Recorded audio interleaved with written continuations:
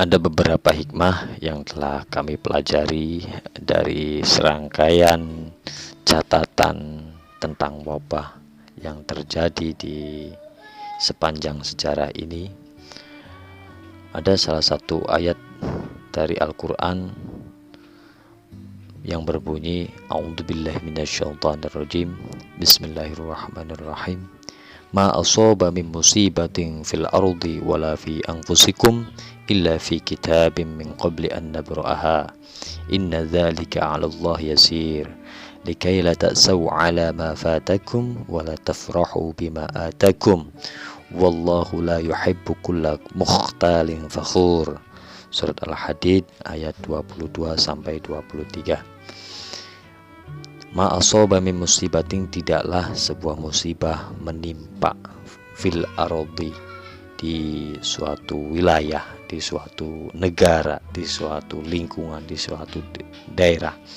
Wala fi anfusikum, dan tidaklah terjadi pada diri kalian, illa fi kitabim min qabli an nabraha, melainkan sudah tertera, tercatat sebelum kami mewujudkan musibah tersebut, sebelum kami yaitu menurunkan musibah tersebut.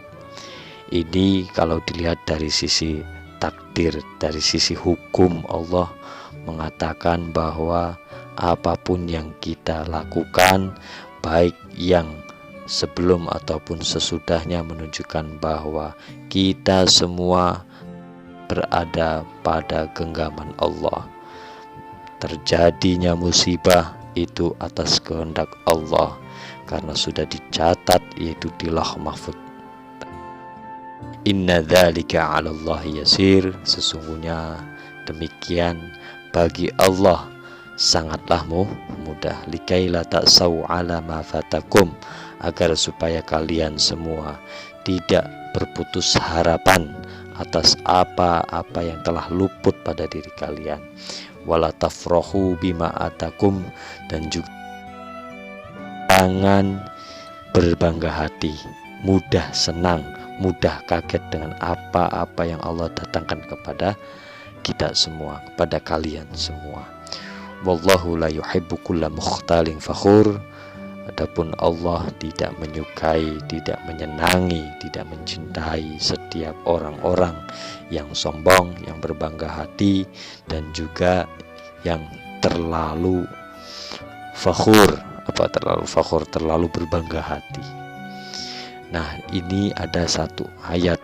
Ayat ini yang mewakili bahwa kita semua berada dalam genggaman Allah, karena Allah lah yang maha kuasa atas segala-galanya.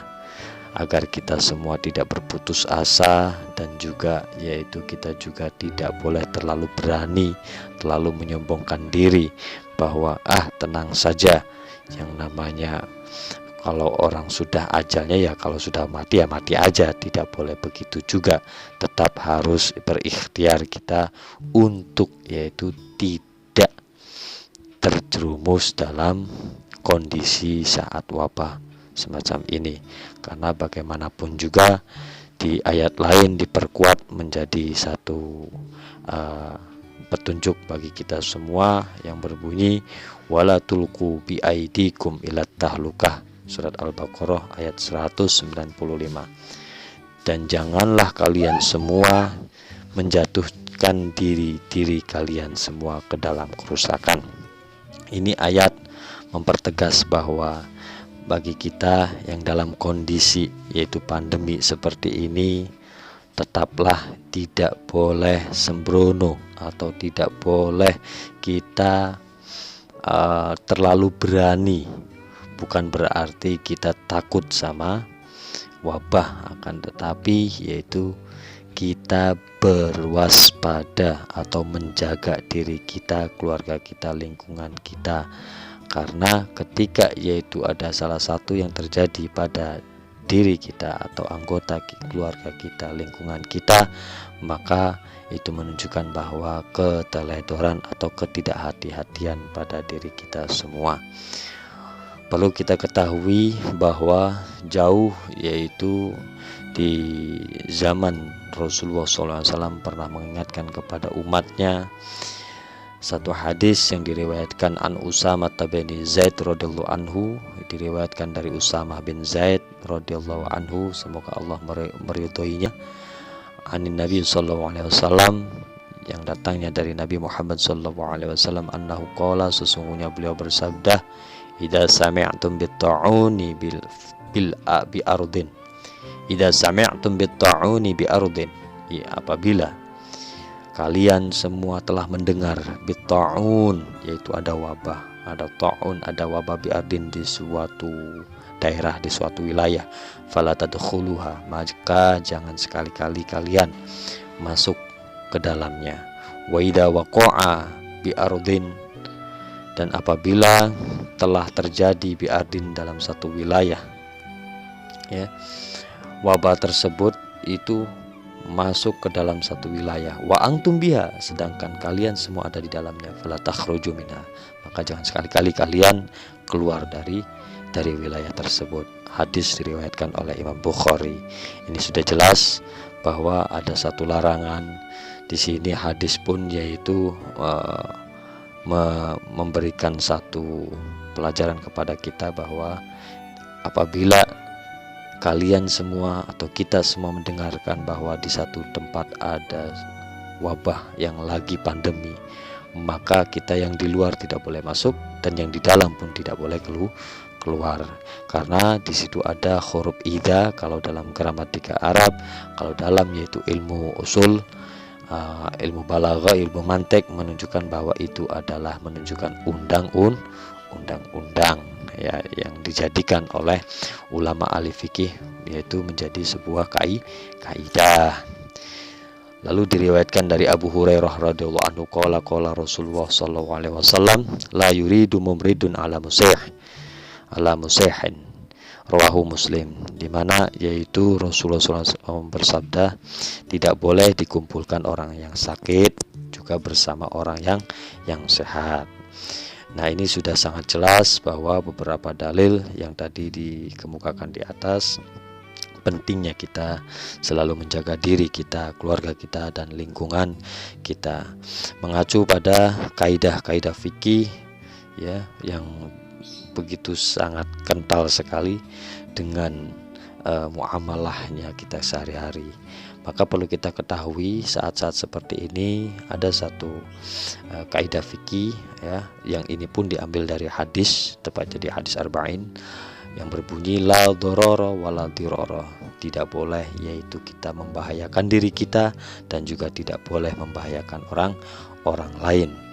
Yang kedua, al masyaqqatu tajlibut taysir, kesulitan, kondisi-kondisi saat yaitu pandemi, saat yaitu merebaknya wabah, itu tentunya kondisi yang sangat sulit.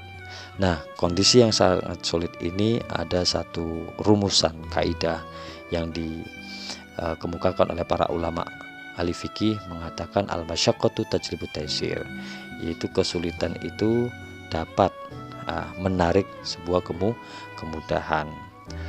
Darul mafasid muqaddamun ala jalbil masalih, tinggalkanlah sesuatu yang merusak, itu lebih didahulukan atas yaitu sesuatu yang menjadikan kemaslahatan. Jadi mencegah lebih baik daripada mengobati, hemat katanya seperti itu.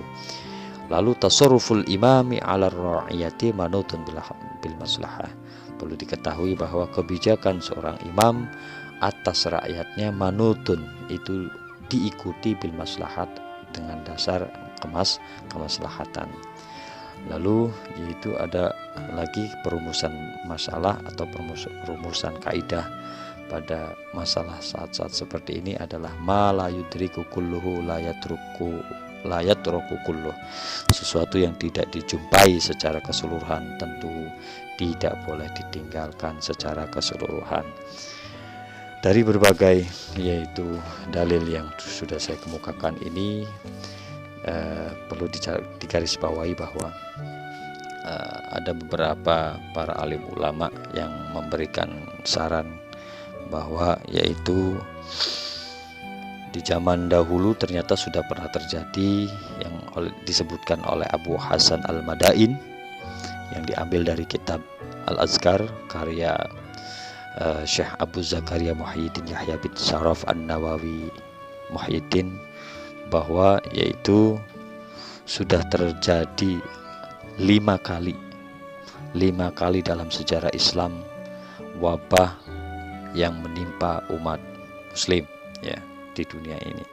Yang pertama taun Syirawaih atau wabah Syirawaih yang terjadi pada zaman Nabi Muhammad SAW, yakni pada tahun ke-6 Hijriah.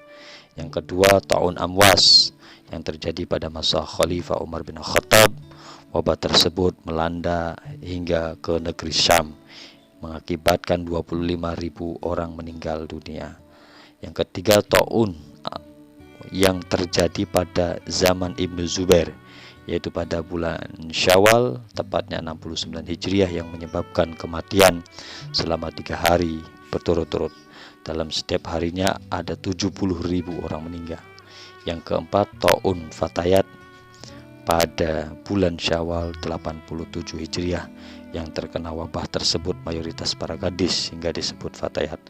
Yang kelima taun yang terjadi pada bulan Rajab 131 Hijriah dan semakin parah pada bulan Ramadan, dan terhitung di perkampungan Al-Mirbad dalam setiap harinya terdapat 1000 jenazah, kemudian mereda pada bulan Syawalnya.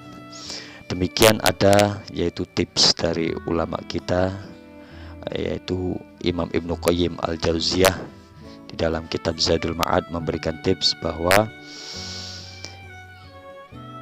yang pertama adalah untuk menghindari yaitu wabah atau ketika dalam kondisi wabah saat-saat seperti ini adalah satu, hindari dan jauhi apapun yang bisa membuat Anda terinfeksi wabah, alias yaitu mengisolasi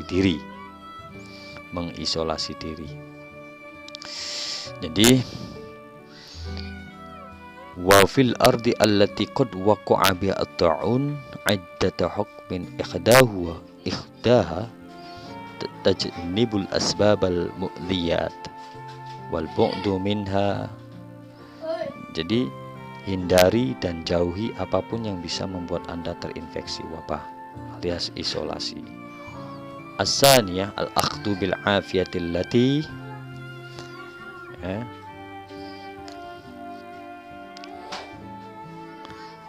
jaga kesehatan dengan baik sebagai modal hidup di dunia dan akhirat. Take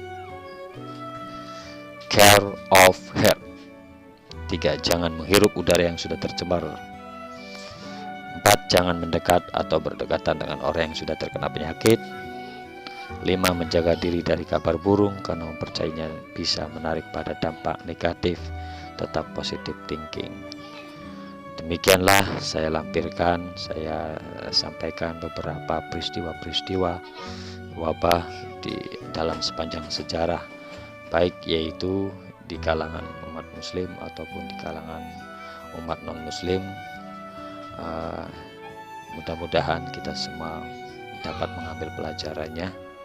Wallahu a'lam bishawab. Kurang lebihnya mohon maaf. Wassalamualaikum warahmatullahi wabarakatuh.